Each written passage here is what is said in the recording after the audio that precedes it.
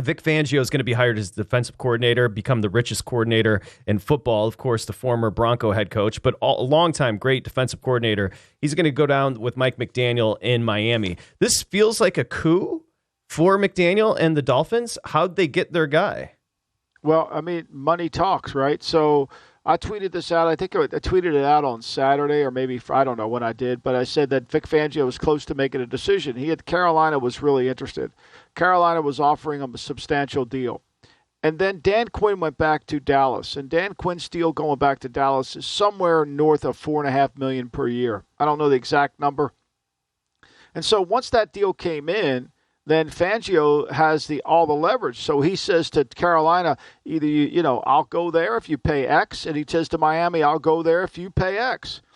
And right. So that's kind of what happened. And I don't know if Carolina decided not to pay X or if he chose Miami because of the state income tax, and X means more in Florida than it does in Carolina. I don't know that, but that's what happened. And so he's probably making what usually head coaches make, which is about $5 million a year as a defense coordinator. And let's remember this about Mike McDaniel. Mike McDaniel, and I've said this on the pod and I've said it on the show, Mike McDaniel at his very first staff meeting down in Miami, he told the staff, I run the offense, Josh Boyer runs the defense, and whoever the special team coach, he runs the special teams. You guys are the head coaches in your area. So for Vic, this is a great job. He goes down there, he can put in his system. I'm sure he's going to have some say on who he can bring with him to help him. And he's got complete autonomy to run the defense because McDaniel could care less about the defense. He's just going to call plays.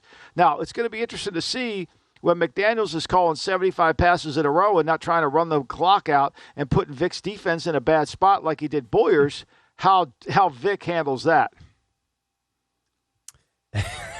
My assumption would be McDaniel probably doesn't make $5 a year, does he? The DC may be higher paid than the head coach. The Miami's on the subcontractor program, so it may, so if you're going to pay your coach, and so for if you're Dallas, right? If you're Dallas and you're paying Dan Quinn almost a head coaching salary, you're paying McCarthy more than what you're paying. Say you're paying McCarthy $10 million a year. Now you're paying $5 million to Dan Quinn or $4.8 million to Dan Quinn. You're into $14 million for two positions. So maybe McCarthy should go run the offense. And then you eliminate Kellen Moore. Kellen Moore's got one more year left on the deal. So he gets fired or he walks away. That contract didn't walk away. That was a mutual agreement. So now he goes to the Chargers, and the Chargers, who have to pay off Lombardi, they don't have to pay. They get a friendly deal with Moore. They'll pay him a deal, but they'll pay him less, so it makes money for the Chargers. Yep, and that's the other news. We broke it at the top of the show here on the Lombardi Line, VSiN, the Sports Betting Network. The Los Angeles Chargers are hiring Kellen Moore as their new offensive coordinator. The move, of course, comes off of the Dallas Cowboys and Kellen Moore mutually agreeing to part ways, so Moore in after Lombardi was let go there with the Chargers. Your thoughts?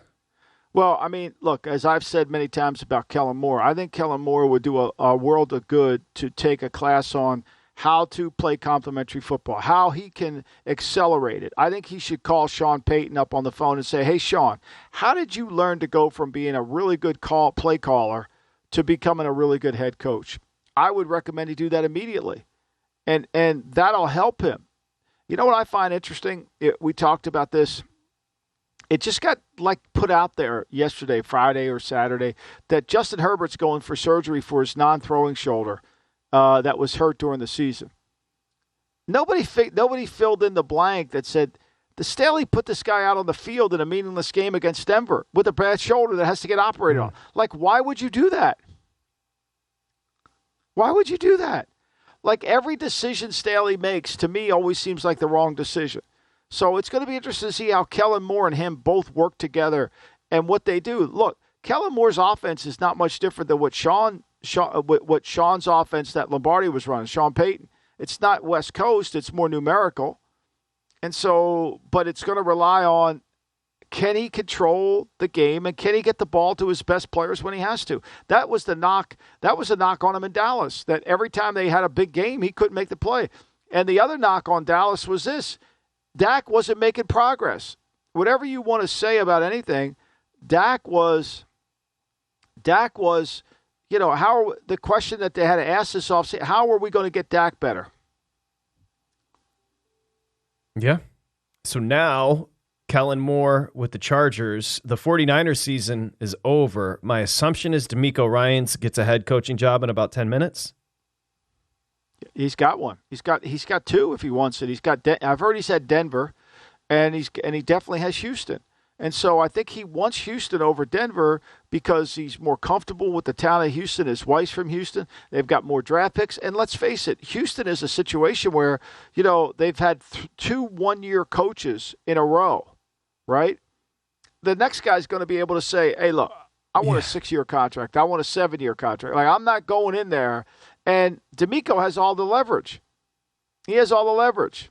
So, and then, it's be interesting to see who he takes with him from San Francisco. Yeah, I totally agree. I think it's counterintuitive to think it, but it's correct. You'd think like with two coaches getting one and dones with Houston, I think the third coach now has an extra long leash, right? Because they don't want to repeat what they had just done. It's almost human psychology going into it. But if you're a head coach, you're like, yeah, I'll take this job because I know I'm going to be here for a while because you just botched the last two hires and you're not going to want to admit this mistake so early with me if it is a mistake. So, interesting. I mean, look, I think he's smart. He had to do it. I think it's really smart. I mean, look, he's got it. Look, the next guy to go is going to be Nick Caserio. He's not going to endure another coach. So you got a chance to have some clout in the organization. Plus, you could build it. Plus, there should be some patience, right? 100%. That's what you do. If you're a young coach like Ryans, you don't go where the pressure when you walk in the door in Denver, the pressure is immediate to win. You go to Houston where you can learn on the job. You don't have a quarterback. The organization knows it. You just got to build a team. I think it's a perfect spot, a great spot. Right. Good fans, just a lot to love about that Texans job. A ton of picks. So conversely, who are you hearing with Denver? That's the one I haven't heard. The one I haven't heard is Denver. I have not heard that. I think Denver's kind of gone underground. I don't know if it means are they back on David Shaw? Are they going back on Jim Harbaugh? Where are they going? I haven't heard that one. Indy, I don't think, and you could never say never. I don't think Jeff Saturday's in play at Indy. I think they've worked their way through that. Who it's going to be in Indy, I don't know. But I don't think we're going to get Saturday in the park in Indianapolis. I just don't. But things could change in a moment's notice. So I would say 80-20, we won't have a Saturday in the park sighting in Indianapolis. He'll be back at the worldwide leader with his offensive coordinator. So I don't think that's going to happen. I don't know what's going to happen in Arizona. Today they put slips in for both Bengal offensive and defense coordinator Brian Callahan and Lou Anarumo, so they're going to interview them. That kind of tells you they're not ready to jump on Sean Payton. If they're interviewing assistant coaches, they haven't made up their mind on Sean Payton yet. So, and a lot changes over the course of time.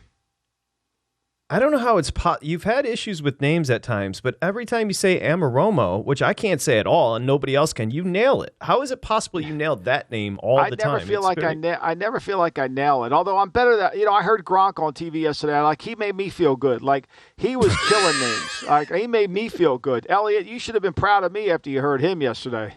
I think with Gronk, it's more just about the presence, as it's more about as opposed to actually the presentation. It's more just about having Gronk, a super likable guy up there. But I have to back up a little bit. We just have 40 seconds. Saturday, that news to me is kind of breaking here. The fact that you don't believe he's going to be the coach there with the Colts. No, I've always thought he was, but I don't. I just don't think so. Talking to people, it sounds like that ship might have sailed. I don't know that for a fact. Only Jim Irsay knows that. So anybody who says I'm full of crap or anybody says I'm right, it's an instinct I have from talking, but I haven't talked to Jim Irsay. So he could change his mind in a moment. No, but it's great news. I mean, it's great intel because you do have your sources. Now, Irsay's a wild card. All you have to do is go look at his Twitter account. That dude, he's wild. So he could make any decision. But again, 80-20 no on Saturday in the park as the Colts future head coach. 80-20 yes? No, 100% yes. Pritch is next. Go to VSiN.com/subscribe to become a VSiN Pro subscriber today.